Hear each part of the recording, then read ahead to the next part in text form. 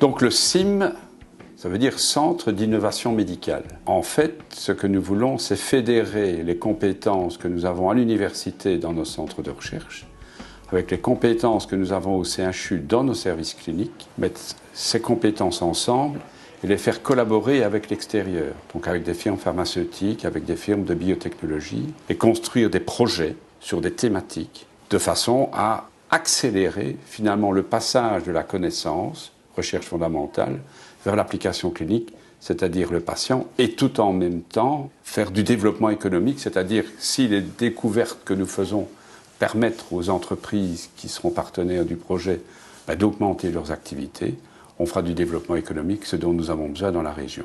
Et à titre d'exemple, on a des chercheurs qui travaillent sur l'asthme, qui sont des médecins cliniciens, ou qui sont des chercheurs qui travaillent dans le laboratoire. Et on se dit, on pourrait construire un nouveau projet en collaboration avec l'extérieur pour stimuler cette recherche.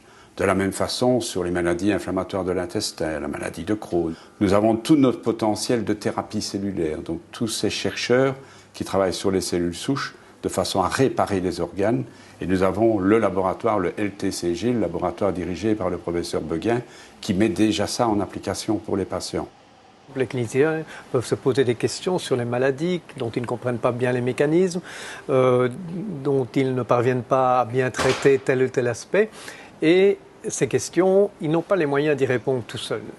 Ils ont besoin d'avoir des chercheurs plus fondamentaux qui peuvent élucider leurs questions au laboratoire. Donc on peut prendre un exemple de cellules qui sont déjà utilisées chez des malades, qui sont le fruit de cette recherche. Ce sont les cellules mésenchymateuses, cellules souches mésenchymateuses. Alors la recherche a commencé au giga, puisqu'on a étudié ces cellules au giga, comment les fabriquer, comment les cultiver, quelles sont leurs propriétés. Et puis une fois que c'est fait, on a pu passer au laboratoire de thérapie cellulaire, qui est l'étape suivante, qui fabrique des cellules, les conditionne, les prépare pour qu'elles soient injectables à des malades.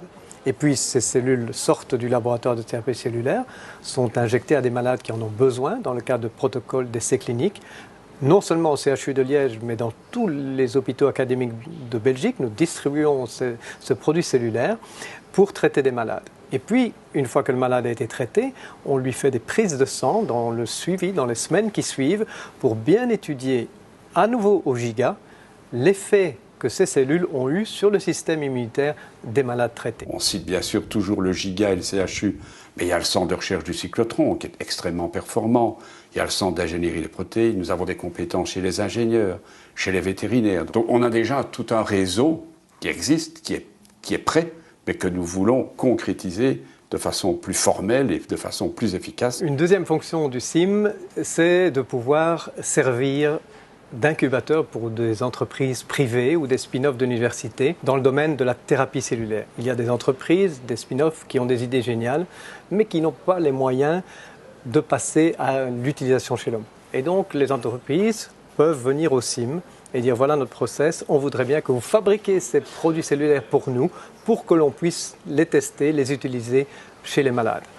Ou louer les locaux et on leur donne simplement alors un support logistique ponctuel à la demande, mais on les aide à développer leurs produits. Le CIM, c'est une société, va être créée avec un apport financier qui vient de la région wallonne, qui vient de Meuse-Invest et des deux partenaires médico-scientifiques, l'université et l'hôpital. Donc la société, elle est annoncée, les capitaux vont arriver.